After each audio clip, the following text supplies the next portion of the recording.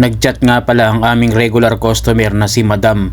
Ang sabi niya, "Hi." Ang sabi ko naman, "Hello Madam, you want to order?" Sabi naman ni Madam, "Yes, I want to order 3 Indomie vegetable without broccoli and without carrots. And 1 Indomie chicken without vegetable." Yun ang sabi ni Madam. Kaya naman ang sabi ko, "Okay Madam, understand your order.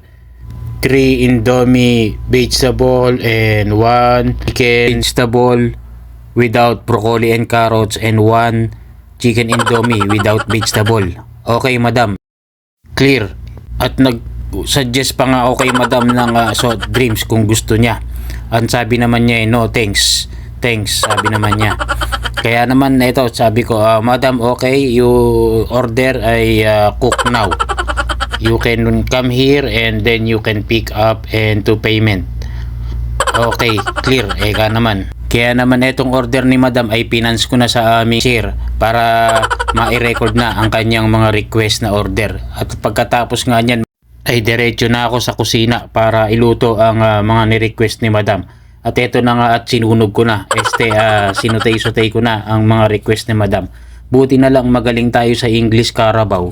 Ang English din nila Madam dito halos parehas lang din kami. Kaya quits lang. Nagkaintindihan kami sa pag-uusap namin. At madali naman magkaintindihan talaga dito dahil mababaw lang ang mga English ng mga Saudiya dito. Mas mahirap pang ang kausap ang ating mga Pilipino pagdating sa Inglesan pagtatawanan kape. Doon lang ako natatakot sa mga kabayan natin Dahil minsan meron akong Pilipinong naging customer dito. Nakausap ko ng kamusta ay ayaw magtagalog gusto English. Kaya naman nakipag-Englishan na lang din ako. Kasi ang kasama niyang jowa foreigner. Kaya naman ayaw niya rin sigurong magtagalog. Kaya siguro naiilang din or ewan ko lang din sa kanya kung bakit ayaw niya magtagalog. Pero mukhang Pinay na Pinay siya.